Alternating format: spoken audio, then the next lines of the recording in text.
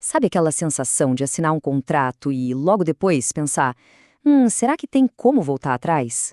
Pois é, às vezes a resposta é um surpreendente sim.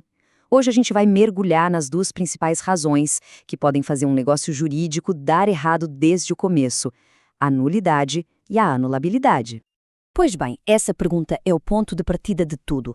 Quando um acordo não segue as regras do jogo, a lei nos dá duas saídas bem diferentes. Uma é a nulidade, que é como demolir o acordo, fazer de conta que ele nunca existiu. A outra é a anulabilidade, que é mais como ter a opção de consertar um defeito, mas só se a parte interessada quiser. Entender essa diferença é simplesmente crucial.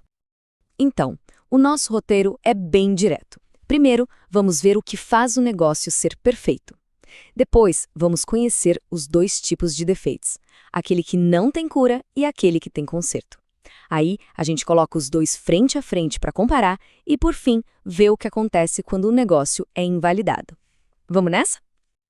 Ok, antes de falar do que dá errado, a gente precisa entender o que é o certo, né? A lei tem uma espécie de checklist, um padrão ouro que todo acordo precisa seguir para ser considerado válido e à prova de discussões desde o primeiro segundo. E essa receita é bem simples, na verdade. São basicamente três pilares, como diz o artigo 104 do Código Civil. Primeiro, o agente tem que ser capaz, ou seja, as pessoas envolvidas precisam ter condições de responder por seus atos. Segundo, o objeto tem que ser lícito possível, né? O que se está negociando não pode ser algo ilegal ou impossível. E terceiro, a forma tem que ser prescrita em lei. Se a lei manda ser por escrito, tem que ser por escrito. Se um desses pilares estiver bambo, toda a estrutura do negócio pode desmoronar. E o que acontece quando esses pilares são fracos, ou pior, nem existem? Bom, aí a gente entra no território da invalidade. Mas, atenção, invalidade não é tudo a mesma coisa. Ela se manifesta de duas formas bem distintas, cada uma com uma gravidade e consequências totalmente diferentes. Para ficar bem claro, vamos pensar numa casa. A nulidade é o caso mais drástico. É como tentar construir uma casa sem alicerce. Simplesmente não tem como salvar. Para a lei, é como se essa casa nem tivesse saído do papel. Já a anulabilidade é diferente. A casa está de pé, o alicerce está lá, mas, sei lá, tem uma infiltração séria numa parede. O problema existe, mas dá para consertar. Só que alguém precisa tomar a iniciativa de chamar o pedreiro, entende? Então, vamos conhecer a fundo o nosso primeiro personagem, a nulidade. Esse é o problema com P maiúsculo, o defeito que não tem cura, o mais grave de todos. E o motivo é sério, é uma questão de ordem pública, uma falha que afeta a sociedade como um todo. A definição é direta, quase brutal. Um negócio nulo, ele já nasce morto. Não adianta esperar o tempo passar, ele não vai melhorar. É isso. Para a lei, é como se aquele papel nunca tivesse sido assinado, nunca tivesse existido. E quando é que isso acontece na prática? A lei dá uma lista bem clara no artigo 166. Pensem em exemplos gritantes. Um contrato para vender algo ilegal? Óbvio que é nulo. Um documento importante assinado por uma criança sozinha? Nulo também. São situações tão graves que a própria lei basicamente bota um carimbo gigante de isto não vale. Certo. Agora vamos virar a página e conhecer o outro lado da moeda, a anulabilidade. Aqui a história é bem outra. O negócio não nasce morto, ele nasce, digamos, doente. Tem um problema sim, mas um que tem tratamento. E a grande sacada aqui é a seguinte: a anulabilidade não é sobre o interesse de todos, mas sobre proteger o interesse de uma pessoa específica. O negócio começa a valer, produz efeitos, até que a parte prejudicada diga: ei, espera aí, quero anular isso. E tem mais. Existe um prazo para reclamar. Se a pessoa perder esse prazo ou simplesmente decidir não fazer nada, sabe o que acontece? O negócio sara. Ele se convalida e fica 100% válido para sempre. E que tipo de doença é essa? O artigo 171 explica. Pensem, por exemplo, em alguém que foi forçado a assinar um contrato sob ameaça, ou que foi enganado, caiu num golpe, ou um adolescente de 17 anos que vende algo de valor sem a ajuda de um responsável. Nesses casos, a lei dá a chave na mão da pessoa prejudicada. É ela quem decide se quer anular o negócio ou deixar como está.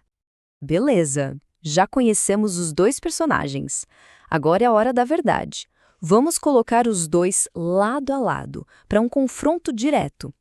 É aqui que as diferenças ficam cristalinas e a gente realmente entende a lógica por trás de tudo isso. Vamos lá, para o nosso tira-teima. É aqui que a gente separa de vez um conceito do outro. Olha só essa tabela. Ela é um resumo perfeito. Primeiro, dá para consertar? Na nulidade, a resposta é um sonoro não. É incurável. Na anulabilidade, sim, dá para consertar. E o prazo para reclamar? Nulidade não tem prazo, não prescreve. Já na anulabilidade, o tempo corre contra, tem prazo para agir. Quem pode pedir a invalidação? Na nulidade, por ser de interesse público, qualquer interessado ou até o Ministério Público. Na anulabilidade, não, só a parte diretamente prejudicada. E o efeito? Esse é crucial. A nulidade tem efeito ex tunc. É como voltar no tempo e apagar o negócio, como se ele nunca tivesse acontecido. Já a anulabilidade é ex nunc. Os efeitos param a partir da decisão do juiz, daqui para frente. Certo. O martelo foi batido. O negócio é inválido. Seja por nulidade, seja por anulabilidade. A grande pergunta é: e agora? Como fica a vida, o dinheiro, os bens de quem estava envolvido nisso? A lei tem uma resposta bem clara para isso, lá no artigo 182. A palavra-chave é restituição. A ideia é fazer todo mundo voltar para o ponto de partida como se nada tivesse acontecido. É literalmente apertar o botão de reset. Exato. O objetivo número 1 é esse: voltar ao estado anterior. Se uma parte pagou, o dinheiro volta. Se entregou um bem, o bem volta.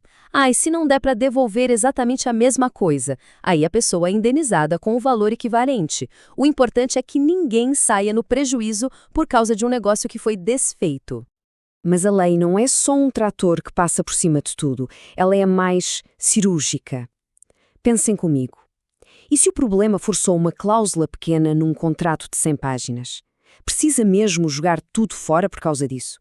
A resposta para isso é o chamado princípio da conservação. A ideia é simples e muito inteligente. A lei prefere salvar o que dá para ser salvo. Se o problema é só uma janela quebrada na casa, não se derruba a casa inteira, certo? Troca-se a janela. Aqui é a mesma coisa. Se uma parte do negócio é inválida, mas dá para cortar essa parte fora e o resto continuar fazendo sentido, é isso que se faz. Salva-se o que for válido. E isso nos leva à grande reflexão final. No fundo, a diferença entre nulidade e anulabilidade nos ensina que o direito não é só sobre demolir o que está errado, é também sobre reparar e preservar. Ele sabe diferenciar uma falha fatal de um problema que tem solução. Então, no final das contas, a pergunta mais importante talvez não seja apenas: este acordo tem uma falha? Mas sim, quanto dele nós conseguimos e devemos salvar?